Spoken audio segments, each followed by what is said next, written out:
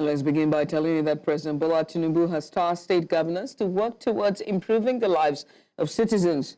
President Tinubu, while receiving, the governors in Lagos, urged them to focus on development, agriculture, and initiatives that will improve citizens' well-being. The president also received leaders of the National Assembly, where he called for more cooperation between the executive and legislative arms of government. Amadin Uyi reports. The governors had visited the president in Lagos in a bid to felicitate with him as the nation marks the new year. While they commended the president for his economic reforms, which they say are yielding positive results, President Tinubu urged them to work towards making life better for citizens. To all of you, the governors, we have no choice but do well. It's in your hand to build a proud nation. There should be no state that we go to and not able to be proud of development. The policies are working. Most leaders would have fallen way back or backtracked, made a U-turn. But we encourage you to keep up the reforms, and we're with you, the governors are with you to work with you. Also, the president received the leadership of the National Assembly, where he tasked them to cooperate with the executive. This also elicited reactions from the president of the Senate and the Speaker of the House of Representatives. We are determined, we are capable, we are free, and we are resolute, and we will be there. We will take Nigeria to that promised land with you. This journey of reforming Nigeria, in all aspects, you are not alone. The National Assembly is with you. We will stand by you to ensure that we don't do the same thing over and over and expect a different result. Nigeria needs transformation, and under you, you are determined to do so. We believe 2025 will be the ultimate year where every Nigerian will be proud of this administration, because food security, prosperity will increase significantly in Nigeria. They also commended the president for his recent nomination as Man of the Year for the year 2024. In Abuja for News Central, I am Amadin Uyi. In the meantime, Nigeria's Vice President Kashim Shettima has expressed optimism over the rebound of the nation's economy. The Vice President spoke to newsmen after a meeting with lawmakers in Lagos State, saying that the nation's economy is on an upward trajectory and will continue to improve in 2025. He says that the executive arm of government will work with the parliament to ensure that no stone is left unturned in improving the lives of citizens and end difficulties experienced in the past. I am highly optimistic about tomorrow. I believe we have turned the corner, and inshallah we shall have a very robust economic activities in the new year. I believe Nigerians will prosper. The economy has started picking up, and in the coming weeks and months, Nigerians will start smiling for the better. We are working assiduously with the National Assembly to come up with robust solutions to our national challenges. There is no nation that is immune to the economic headwinds across the world. The crisis in Ukraine and so many other global trends are affecting us adversely because we are part of the global community. But I want to assure Nigerians that the economy is turning the corner. Sure. By the grace of God, we have crossed the Rubicon and we are on a path to sustain growth. We wish Nigerians well. The Labour Party's 2023 presidential candidate Peter Obi has called on President Bola Tinubu to prioritize combating corruption within Nigeria's public service. Addressing a press conference in Abuja on Thursday, Obi urged the president to ensure thorough investigations and recoveries of stolen or missing public funds while addressing historical corruption cases.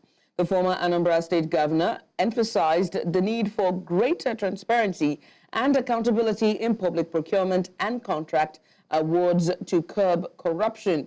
Obi also criticized Tinubu's frequent overseas trips, noting that the president has spent over 30% of his time in office abroad, with more than 30 publicly recorded trips. He suggested Tinubu should instead dedicate time to visiting Nigeria's 36 states, proposing 2 days in each state, totaling 72 days to address domestic issues. This is no time for apathy or complacency. This is time for vigorous and positive actions. Because we all love Nigeria and desire its prosperity, I would like to suggest some actions I will have personally approached differently. It is time to confront our national problems boldly, decisively, with a sense of urgency, and I suggest as follows. Commence a visible and verifiable reduction in cost of governance to be able to allocate much needed resources to critical areas of development such as security, health, education, and poverty alleviation. Aggressively and visible attention should be given to combating corruption effectively. While addressing past corrupt practices, we must ensure proper investigations and recoveries are related to missing funds or their sources. The focus should be on eliminating current and future official malfeasance through increased transparency and accountability in public procurement and contract awards, as well as thorough monitoring of execution of projects to ensure that limited resources are efficiently utilized. The Conference of United Political Parties, COP, has blasted President Bola Tinubu, saying his speeches, which have so far not been matched with corresponding action, are pushing more Nigerians into excruciating poverty. The National Secretary of the COP, Peter Amir, stated this in response to President's New Year Day nationwide address on Wednesday. According to him, 2024 was a harsh year for most Nigerians because of the impulsive decisions taken by the government. Amir stated that when the president said he had dealt with corruption, there were no facts to support the assertion. While speaking on the presidential plan to float a company to reduce inflation, Amir said it was another plow to increase administrative bottlenecks into the process. And now to discuss this, we're joined by Executive Director, Not Too Young to Lead Initiative, Elvis Akpobi. Elvis, belated birthday to you. Happy birthday. Happy belated birthday. Thank you. Let's start from, how does this political narrative of deepening poverty resonate with the average Nigerian? Let's start there. Okay.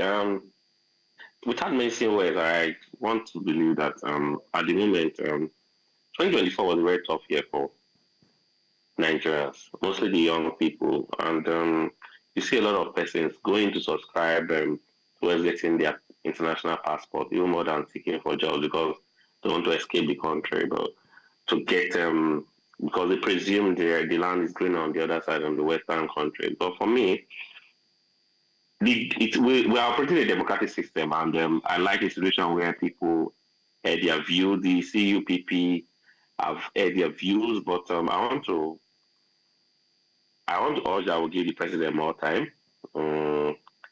I know it's a very, very difficult time at the moment, mostly with the hiking and foodstuffs and all that. But I also, even as much as I want to appeal for more time, I want the president to sit up, him and his team to sit up, and they didn't come. We didn't vote them in to make excuses. We vote them into proper solutions to our problems.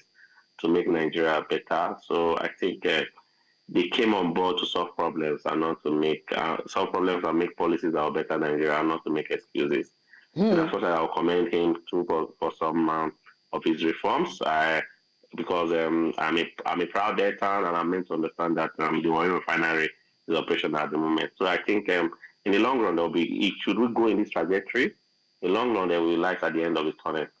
Now, according to Peter Ame, who's the National Secretary of the COP, he said that this administration, he said that the administration has, the president said he had dealt with corruption. There were no facts to support the assertion. And he also goes on to say that speaking on the president plan to float a company to reduce inflation, it was another plow to increase administrative bottlenecks into the process. And also that, that it has pushed Nigerians into excruciating poverty.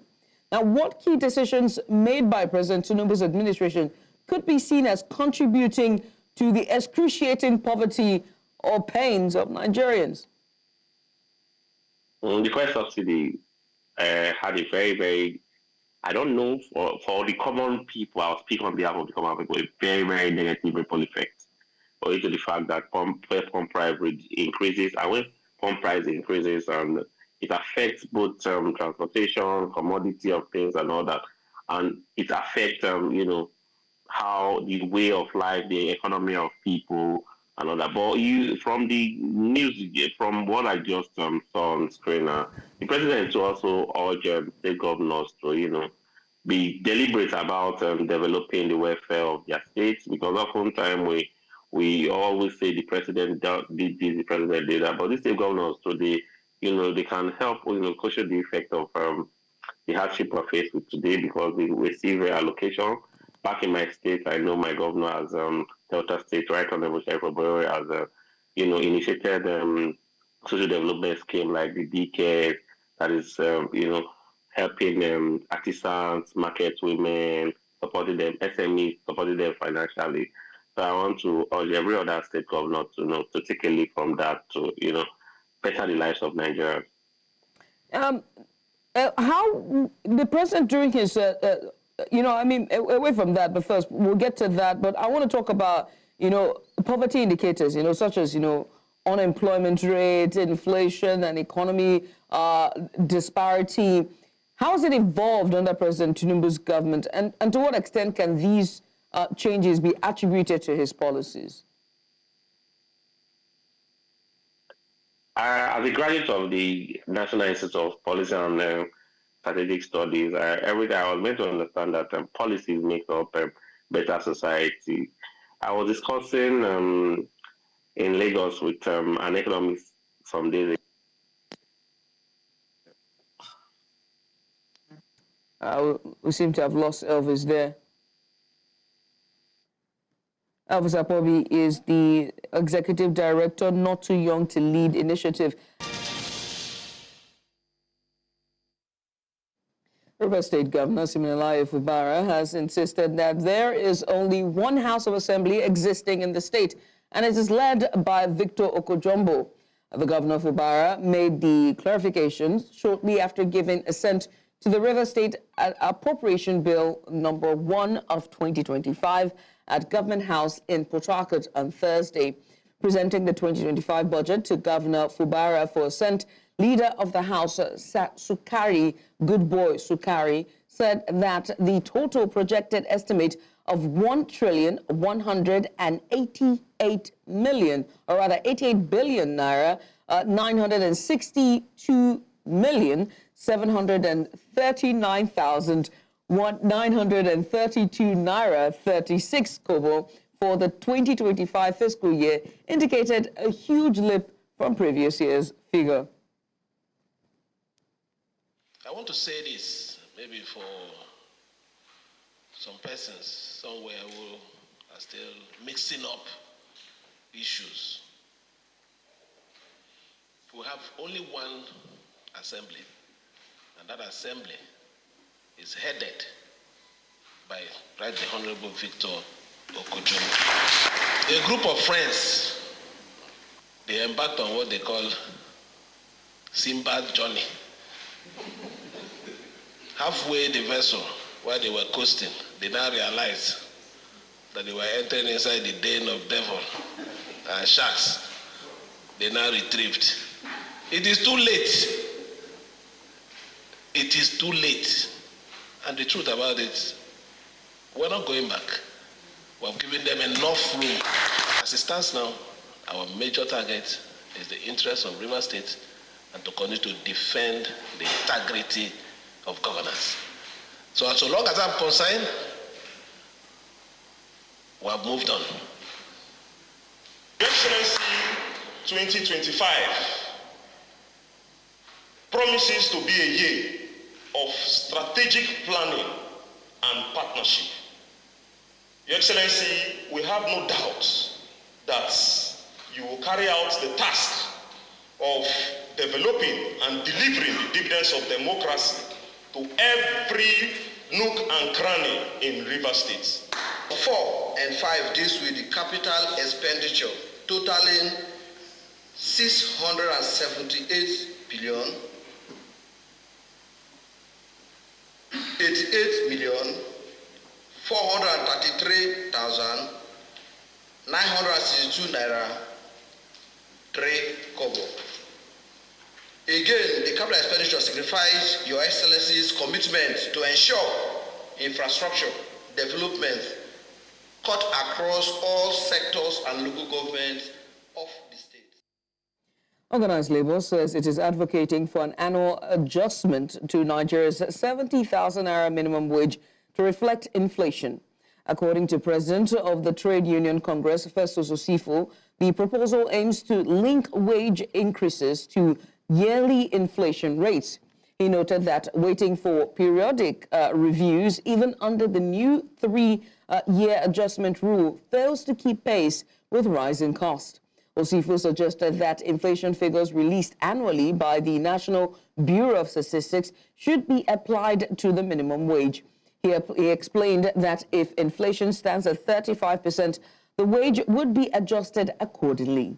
Labor unions argue that the current 70,000 naira introduced in July of 2024 is insufficient amid surging living costs fueled by higher energy prices and subsidy removal. Earlier, labor law expert Ireoluwa Oguntuashe was on the news and had this to say. Is extremely laughable to me because there is a Latin maxim in law that says that volenti non fit injuria.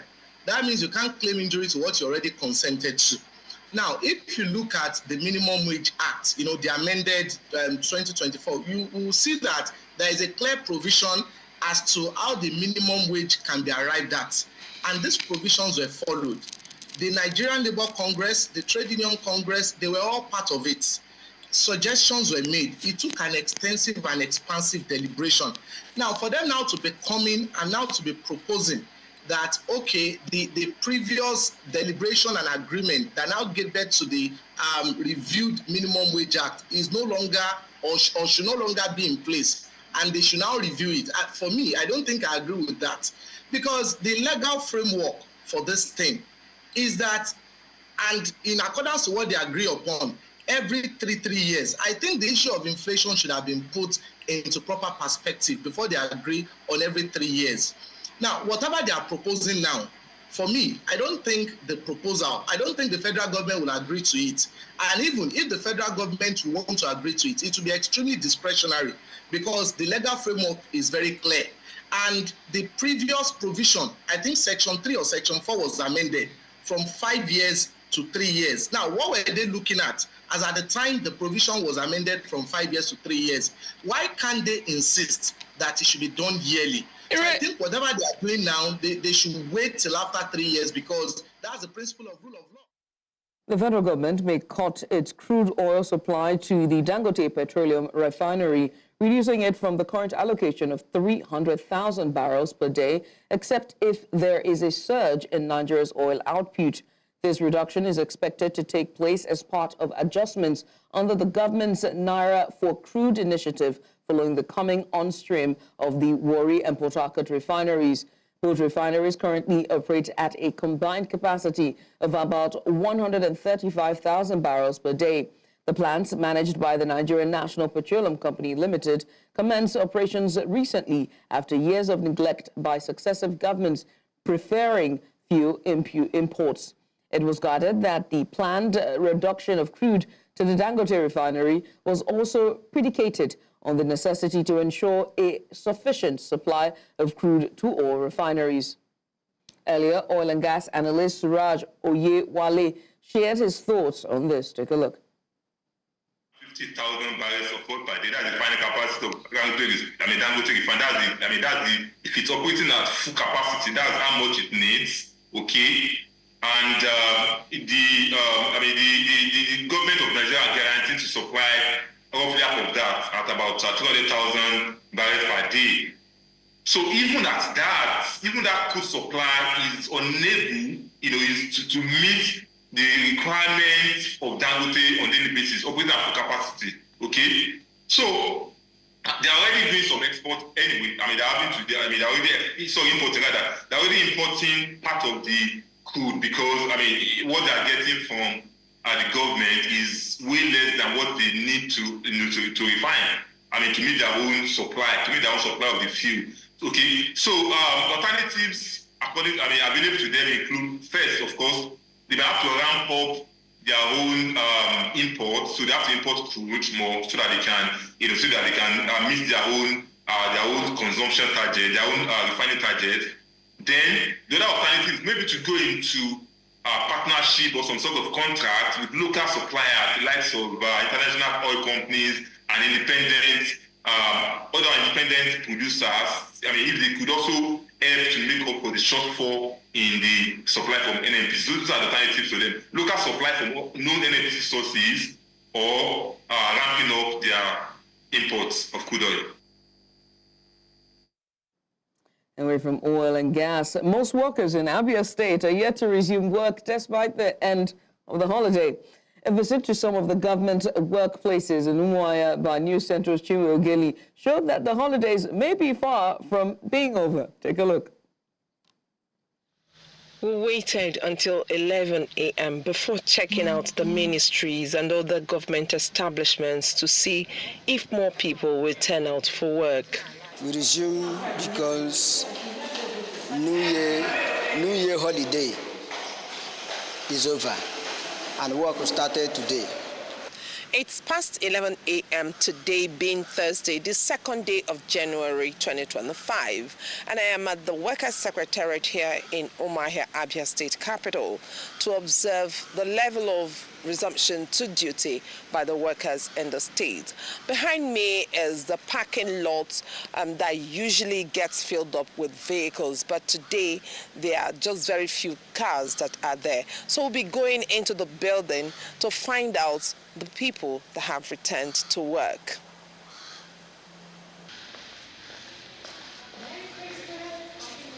In some ministries, there were few staff present as of the time we called. But in some, it was nearly a ghost town with offices locked and no one inside.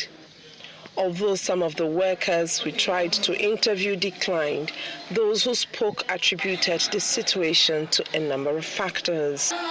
Maybe some traveled to their villages. That's why they are not here.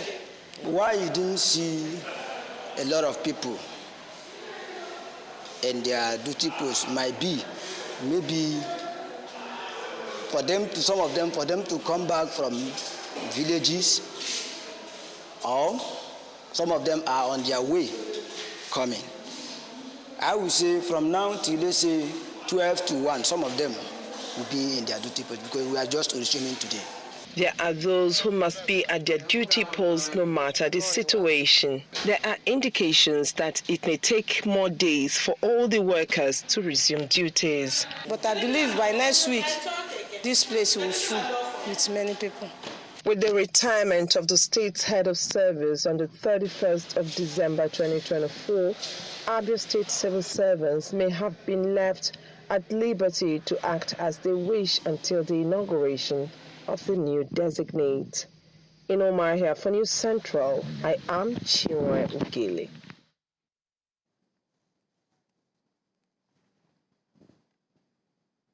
Lagosians are diving into the lifestyle of revolution of 2025, an era of health and well-being where it's now taking center stage. From nutritious diets to smart fitness, Lagosians are embracing a healthier way of life, and the benefits are remarkable. Take a look.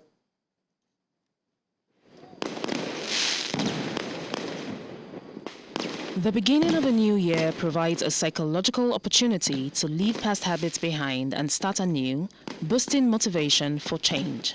People make New Year resolutions because it marks a fresh start, allowing them to reflect on their lives, set goals for self-improvement, and actively work towards positive changes in the upcoming year, often focusing on areas like health, finances, or personal development. I plan on exercising more, avoiding more of junk food, which I normally take. And I do take a lot of soft drinks, so I plan on cutting down on them so much this year. Healthy habits are important because they can improve your overall quality of life and protect you from serious health problems. The new year is a great time to start making healthy changes, and here are some things to consider. Eat well. Eat a healthy diet that includes fruits, vegetables, whole grains, and healthy proteins. Exercise regularly. Find an activity you enjoy and make it a part of your daily life. Sleep well. Avoid caffeine at night, reduce screen time before bed, and keep a consistent sleep schedule. Manage stress. Quit tobacco. Drink more water. More of natural things like exercising regularly, at least once in a while, ensuring that you eat healthy food and avoid, if possible, drinking and going near where smoking is being taken as a means of enjoyment. But generally, I think the environmental hygiene and personal hygiene, as well as our general consumption, is an issue for concern. Considering the situation in the country, I need to stop being stressed. I have to do something that will less the stress, because too much of stress, it will bring my health down. So I need to eat healthy, no matter what it is. I've not been doing enough exercises, so I think I should be able to engage in, programmed exercises. So maybe cut down my take of CSD, that's carbonated drinks. So, just try to balance up everything, reduce the sugar level, which I think on the long run might lead to cardiovascular diseases and all those stuff. As we embrace 2025, the message is clear. A healthy lifestyle isn't just a trend, it is a necessity. By making small, consistent changes, we can build a future where everyone has the opportunity to thrive.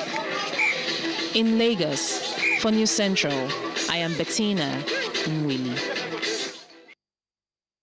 Women have long faced barriers to accessing funding and support in entrepreneurship. Now, these are rooted in societal attitudes and structures that have historically favored their male counterparts. However, stakeholders in the business sector address strategies to overcome systemic biases by highlighting funding resources specifically designed for female entrepreneurs to bridge the gap. News Central's Omolola Ololade tells us more in this report. Despite strides toward gender equality in the business world, a significant funding gap persists, making it harder for female entrepreneurs to access the capital they need to scale their ventures. However, Nigeria's present economic situation and the high interest rate for accessing loans has only made it worse for MSMEs, especially for female entrepreneurs, to access funding for their business. It would always remain a challenge for entrepreneurs, because at the moment, to go to the bank is extremely impossible because of the high interest rate. Interest rates have recently been increased to about 40%. What sort of business can you do to generate that 40%? We have one of the highest rates of female entrepreneurship in the world. Women are starting businesses and managing businesses more than men, actually. We have 4 times the rate of female entrepreneurship than in Europe, but women are still only able to access less than 2% of capital. Like every other sector of the economy, Women in the creative and entertainment industry also find it increasingly difficult to get funding for their business. I think challenges just in general, I mean, funding is always a big issue. It's always harder for women to get funding in general as compared to men. So I think oftentimes we have to prove ourselves a little bit more to show that we're up to the challenge and up to the task. Experts, however, emphasize strategies to overcome systemic biases while highlighting mentorship to bridge funding gap and inequalities in the business world. Women need to see other women in those positions, so in terms of kind of ambassadorship and mentorship, and then we as women have to be intentional in terms of hand-holding, creating the capacity, educating our fellow women as to how they can also access these funds, and then putting in place programs and strategies to be able to take these women from point A to point B, where they can write good business cases, they can defend, they know how to read financials and all those things. So there are intricate things that we have to put in place to bring our women up to speed. Therefore, there is need for continued advocacy toward financial literacy while implementing solutions that foster inclusivity, according to experts. In Lagos for News Central, I am Omolola Ololade. A court in Burkina Faso has sentenced 2 individuals to life imprisonment for their involvement in a 2017 attack on a Turkish restaurant in Ukondongo that claimed 19 lives.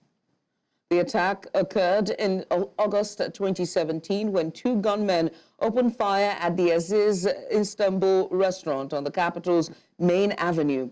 While no group claimed responsibility, the assault followed a pattern of attacks targeting areas frequented by expatriates. The restaurant is located just 200 meters from the site of a January 2016 attack on a hotel and cafe that left 30 people dead and 71 injured, many of them foreigners. Burkina Faso has faced a series of violent incidents, including a March 2018 assault on army headquarters and the French embassy, which killed 8 soldiers. At least 27 migrants, including women and children, have died and 83 others were rescued after 2 boats capsized near the Kakena Islands of central Tunisia, a civil defense official confirmed on Thursday. Zaid Diri, the head of civil defense and facts, stated that the victims and survivors, all from sub-Saharan African countries, were attempting the dangerous journey to Europe. Some operations for potential missing passengers are ongoing, according to the Tunisian National Guard, which oversees coastal rescue efforts. Tunisia remains a major departure point for migrants seeking to reach Europe, with Italy's Lampedusa Island just about 150 kilometers away often being their first destination. Every year, tens of thousands risk the treacherous Mediterranean crossing, where shipwrecks have become increasingly frequent, especially during bad weather conditions. Residents of Satine are in shock following a killing spree which took place in the neighboring village of Banjisi, where a gunman killed 12 people, including 2 children, before shooting himself after an hour-long manhunt. The country has, however, begun 3 days of national mourning on Thursday. Meanwhile, the killing spree started around 5:30 p.m., that's about 16:30 GMT on Wednesday, at a restaurant in Bajisi, a village near the southern town of Sinaje, according to police. Now, 4 people were also seriously injured and transported to a hospital in the capital. Nalazi I možemo da kažemo da je akcija uspješno izvršena.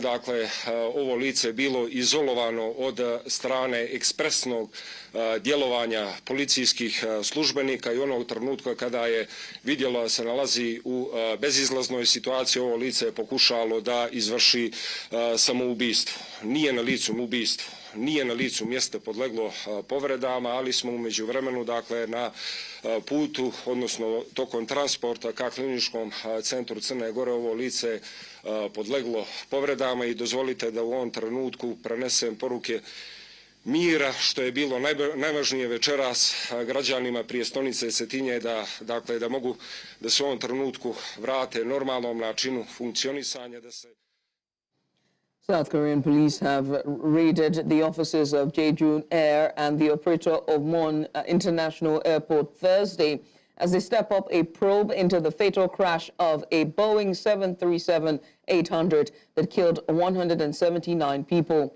The flight was carrying 181 passengers and crew from Thailand to South Korea on Sunday when it issued a mayday call and barely landed before slamming into a barrier, killing all aboard except 2 flight attendants. Authorities on Thursday carried out search and seizure operations at Mon Airport, where Flight 2216 crashed. A regional aviation office in the southwestern city and Jeju Air's office in the capital, Seoul. Now, Jeju Air's chief executive, Kim Lee-bae, have also been banned from leaving the country as the investigation continues. In 2024, Nigeria's extractive industry experienced a mix of investment conditions. The oil and gas sector faced several challenges, including theft, underinvestment, and deteriorating infrastructure, while the Petroleum Industry Act's regulatory reforms aimed to restore investor confidence. Conversely, solid minerals saw a rise in exploration activity driven by incentives and the formalization of artisanal operations. George Itomi, principal partner at George Itomi and Partners, shared his insights on the challenges and opportunities he envisions for the sector in 2025 on Business Edge. Take a look. Oil production, but whether you get the foreign exchange that goes with that is a different matter. Don't forget, we now have our refineries back on stream, and they require feedstock crude oil. So, which means crude oil you would ordinarily have sold in its crude form will now be given to local manufacturers, the Dangote refinery, there are other smaller refineries, and then of course we now know Port Harcourt and Warri refineries are coming on stream. You're going to commit crude to them, and whenever you commit that crude, the benefit in terms of foreign exchange you will be deprived of. But at least the upside of that is that it will go towards a more competitive domestic end product industry. And you need that, because what's fueling inflation today is the astronomical rise in so many things, including fuel prices. So we hope, and we're already beginning to see, that with the rejuvenation of the refineries, fuel prices, pump prices will begin to come down. We're beginning to see that happen. And if that happens, it will go towards a beehive to generate a beehive of economic activities. So what you might lose in terms of your foreign exchange earnings, you gain from increased domestic activities, including manufacturing. So it's a mixed bag. But overall, I am a very optimistic person. I see a positive outlook for 2025. Nigeria's Naira liberalization, which kicked off in June 2023, have been a double-edged sword. On one hand, it was intended to stabilize the currency, but on the other hand, it has led to an unprecedented cost of living crisis.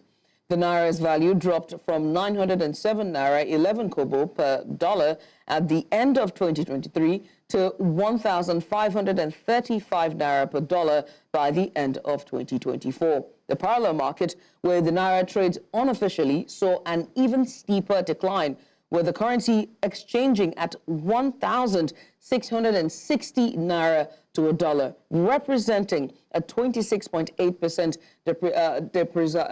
depreciation from 1,215 Naira in 2023. Oladipo Ajayi, head of fixed income and FX at Chapel Hill, Dunham, expressed his views on the president's speech, particularly regarding the claim that the Naira has strengthened against the dollar for business. On Business Edge, take a look. The point we saw that at the official window, Naira traded as high as 1,700. And when you now compare to where Naira actually closed at the end of the year at 1,535, I'm sure that is what he's trying to say, because it couldn't have been the fact that the president is comparing where the currency is trading at the end of the year to where he was at the beginning of last year. So I think what the president is saying is that at the point in time, we saw the currency depreciated as low as 1,700 to the greenback. But at the end of the day, he actually reversed to 1,535. And that's exactly what the president is trying to pass across. That's actually continued between that January, because it was the spree that we're coming with in the year 2023 into year 2024. So until the month of February, when the central bank.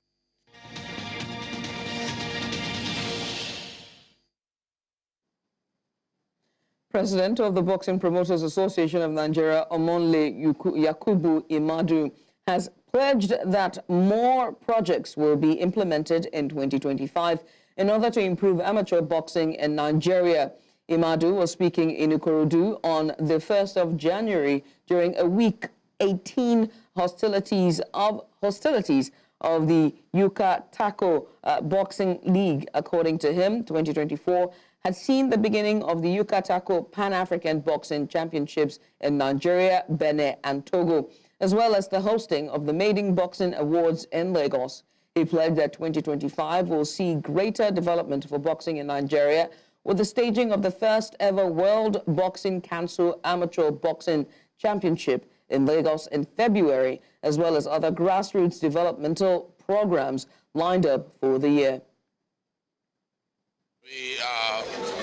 We begin a new year. We want to start it on a good note. We want to make sure the consistency that we have put in so far, we have to continue setting the pace. We lead, others follow. The most important thing is we want to continue to develop boxing, and we are not going to deviate from that.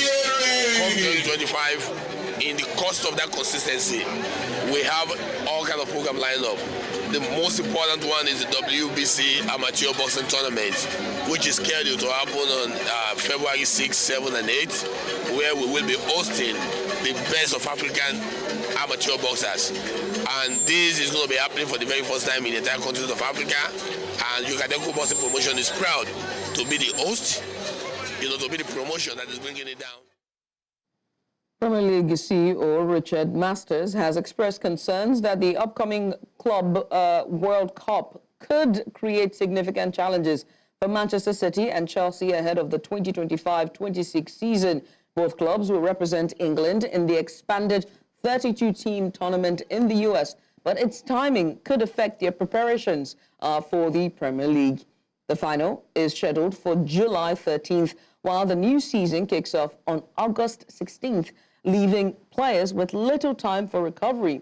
Masters highlighted the issue of players' contractual obligation to receive 3 weeks off, with both leagues and players' unions opposing the global decision. There are growing concerns over the strain this could place on players and domestic competitions.